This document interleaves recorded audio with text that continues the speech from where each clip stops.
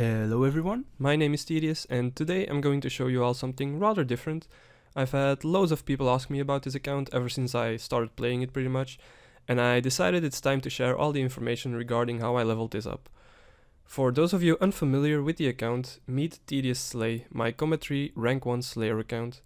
I made this account back in September I believe, and I got Rank 1 Slayer for Combat 3 accounts in October, so just after about 1 month of playing the account. Like I said, ever since I made this account, people have been asking me left and right about how I was doing it. Some people even offered me in-game GP for me to explain the method to them. So today I'm showing you all how I did it. I'll be giving you the full explanation of how the actual mechanic works, and I'll take you through the calculations and the preparations I've made in order to make this method possible. Just as a quick disclaimer, what I'm about to show you in this video might not necessarily be the best way to execute this method. I'll just be showing you exactly what I've been doing, and while shortly referring to possible improvements that can be made whenever it applies. So first I'd like to talk about two main subjects, one being the actual mechanic on how to get Slayer XP without having to do any damage, and one being how to set it all up so that it's a viable long-term training method. So first off, the actual mechanic. To get into this, it's important to understand the base concept of what a kill credit and a kill assist means. So let's talk about those first. A kill credit basically means that you've either done all the damage or the majority of the damage to an NPC, which will give you the drop from that NPC. Doing all damage will also give you full Slayer XP for any monster you kill on a Slayer task, while doing the majority of the damage and thus having someone else also do damage to your NPC will only give you half of the Slayer XP for that monster. Now, keep in mind that everything said in this video is just about regular accounts, so no Ironman, because they cannot get loot when someone aided in a kill. Now, the part where it comes to kill assists is where most people don't know the full details on how it works. So a kill assist means that you've aided in a kill, but will not get the loot, nor will you ever get full Slayer XP. It will however mean that you also get half of the Slayer XP, and there's 3 ways to being able to get a kill assist. The first one is the most obvious, which is the one that most people probably know, is just dealing some amount of damage to aid in a kill. And this has been done by Steph Stank in order to reach 99 Slayer on his defense/prayer account recently. The second one is the one that most defense only accounts would apply, which is attacking the NPC on the same tick as another account, while they deal the final blow. This is possible for those accounts because they can reach 100% melee splash chance, meaning that they can guarantee a 0 hit with melee, because they have access to an Odium ward at 60 defense, which grants a negative 12 crush bonus. This in combination with a fun weapon, which always gives minus 50, and a berserker necklace, which gives minus 10, they are able to reach the minus 65 threshold, meaning they will always hit a 0. So let's say someone is attacking an NPC with a 4-tick weapon, like an Abyssal Whip or something. You can then sync up the attack on the defense only account with another 4-tick fun weapon to make sure you always hit simultaneously with the killing blow, granting you half the Slayer XP from those kills. This is currently being done by several accounts, including Cleaning Spec and Jesper S, who are both closing in on 99 Slayer on their defense accounts. Now the third one is the one that I've used and is the only viable way of doing it on a 3 combat account. This one simply requires you to land the last attack before an NPC dies. So it's pretty much the same as the previous one, but not really. For this you're gonna want 2 things, one being Venom and the other being the lowest attack bonus possible, which is currently minus 60 for 3 combat accounts or minus 62 if you have flippers. Now later on in this video I'll get back to the flippers part, as I hadn't gotten them until after I got 70 Slayer, so I'll get back to that later on. So simply put, all you have to do to get the kill assist as a level 3 is to Venom an NPC using an alt account by using the Serpentine Helm and the Blowpipe for a 100% Venom application on hit, and then you want to lower the NPC further on the alt account until it's about 1 or 2 Venom ticks away from dying.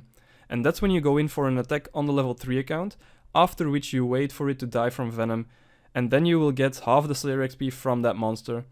I will be showing you proper examples of this mechanic later on, but first I want to explain the second subject I mentioned earlier, which is how to set this all up using a proper alt account.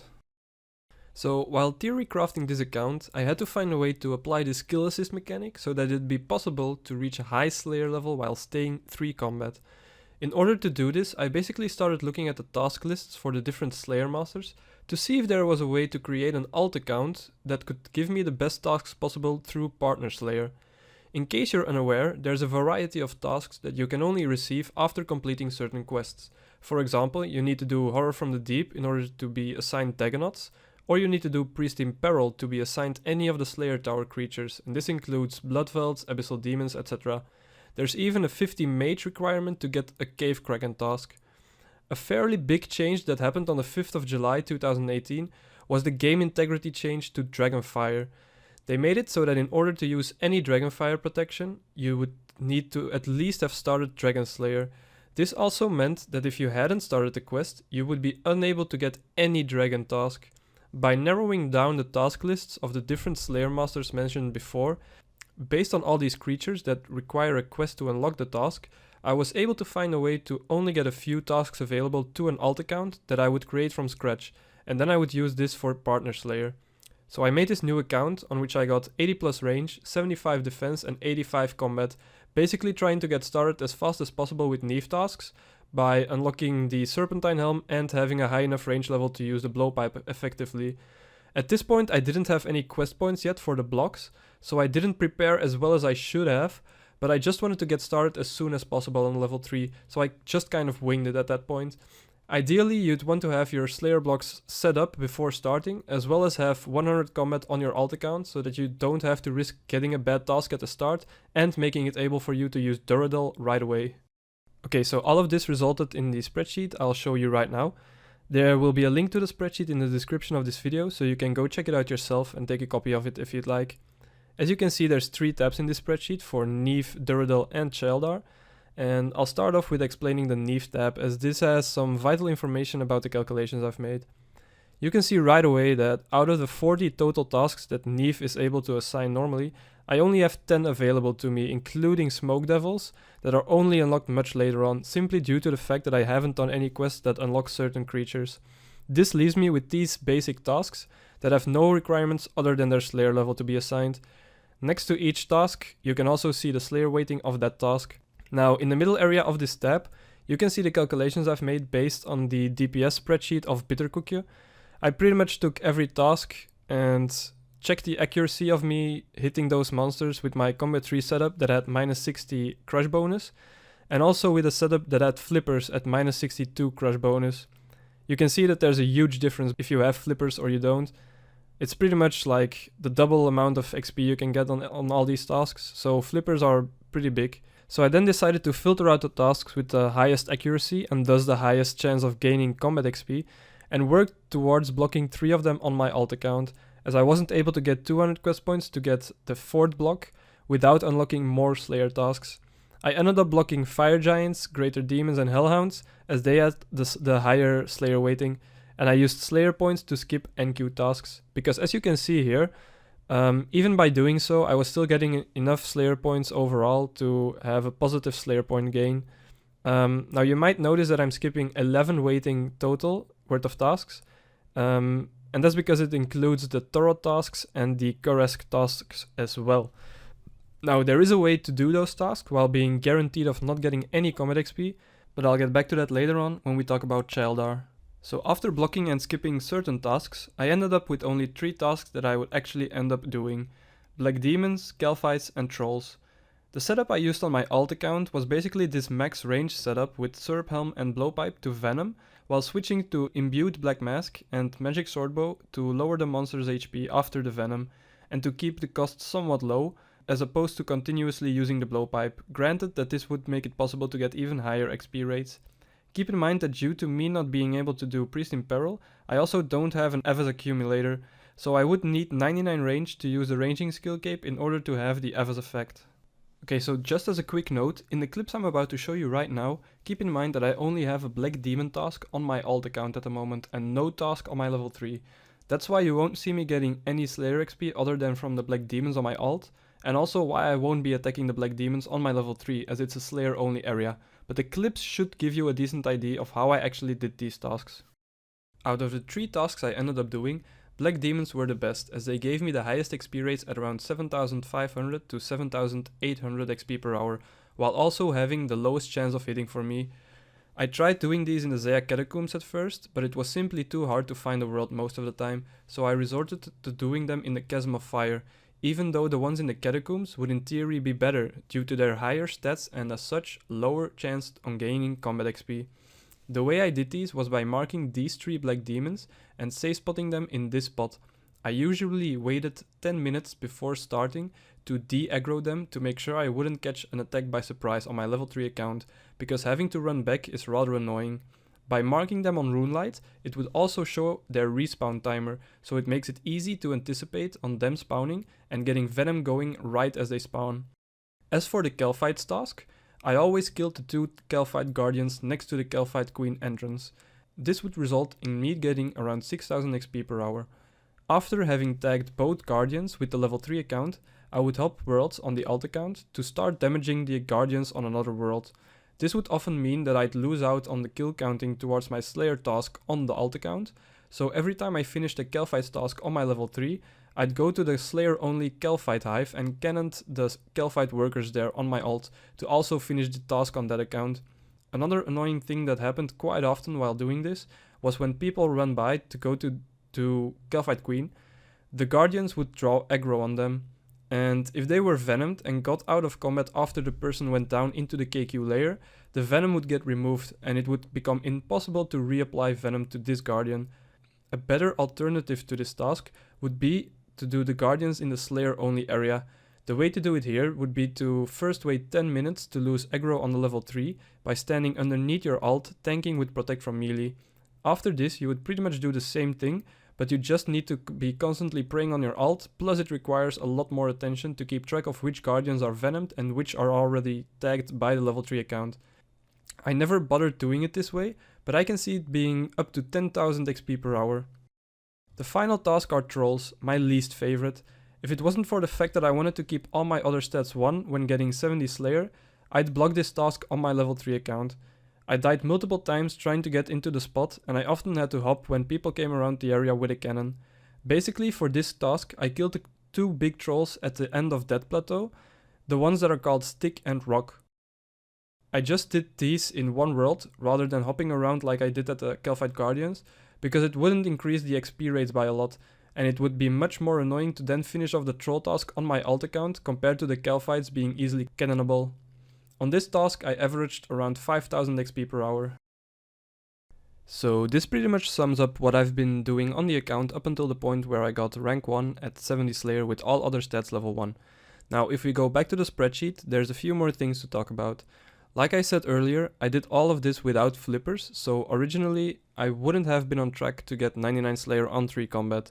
Now if you look at the numbers for when you do have flippers, it's pretty much possible to reach the level 99 XP equivalent in Slayer by doing the tasks I've been doing, which are Black Demons, Kelphites and Trolls. I guess a lot of you wonder how you can get flippers on a level 3 account without gaining any combat XP, because it's quite important if you want to execute this method properly towards high Slayer. The method for this is quite different to anything else I've shown so far, and I think it warrants a video on its own, so I'll be posting a separate video explaining the 0 combat XP Mogre killing method, which you'll be able to find the link to in the description of this video, or there will be a link on screen at the end. Now if we look at the Duradel tab, the tasks aren't much different to Neve other than turrets missing. Now Duradel is a better alternative to Neve though, as he gives more Slayer points resulting in a higher Slayer point gain in general, while you can focus on only doing Black Demons and Kelphite tasks. This way, if you have flippers, you can expect to get just under 17 mil Slayer XP without getting level 4 combat, or over 9 mil Slayer XP without getting any level 2 combat stat. Now, keep in mind that these numbers are based on having 12 XP in a combat stat from Tutorial Island, and they are also just estimates, so you will never know for certain that you will be able to get this amount of XP. Then there's also the Child Art tab. This is where I pretty much tried working out a way to reliably work towards 99 Slayer without leveling up any combat stat. As you can see, this includes tasks where you are 100% guaranteed to not get any combat XP, which are Karask, Turath, Desert Lizards and Rock Slugs. You can also get Zygomites if you do the necessary quests for it, which might be worth exploring to be able to better maintain your Slayer points, because as you can see right now, you would end up losing a little bit of Slayer points every task. I think it's also possible to get up to 100 quest points on a level 3 account, but haven't looked further into this. But if you would be able to get that, you would be able to block another task, which might help as well. For the Rock Slug and Desert Lizard tasks, as well as the Zygomites, you can simply damage the monster on your alt account and finish them off with the necessary equipment on the level 3 to get half of the Slayer XP, so those are pretty easy tasks. Unfortunately, they don't give that much XP though. The main problem here are the Turret and Karesk tasks. While they are doable and you don't risk getting combat XP on them, they're pretty bad XP per hour, high effort and high cost. The best way I managed to come up with is attacking them on my task alt until they're low HP, then attacking once on my level 3, which will always hit a 0 as I'm not using the proper equipment to damage them. After which I would unequip everything on my alt and use another alt to Venge Other to finish off the turret. I would then also always run food with that second alt, while using a Slayer Ring and agility shortcuts to get back as fast as possible. I did about 2 turret tasks this way, but never got over 2500 Slayer XP per hour, so I stopped doing them. If anyone's up for the challenge, feel free to give it a go. Okay, this brings us to the end of the video, where I want to quickly touch as to why I'm releasing this video. Basically, there's a few reasons. First and foremost, I'm simply not playing the account anymore, and I don't plan on playing it anytime soon. It was fun rushing for rank 1, but I quickly lost all motivation to go further, as I also wanted to focus on my other accounts. Mainly my Zeah only Iron Man, in preparation of the Kebos release, which ties into the second reason of making this video. With the Kebos release also comes Konar and the new Slayer creatures. The task lists of the Slayer Masters I've talked about in this video will all be affected by these new creatures as well, so this method might not be even viable anymore, dependent on if these will have any requirements or what their task weighting will look like. I guess a third and final reason would be that I simply don't really enjoy keeping stuff like this secret. So on that note, I'm going to end it here.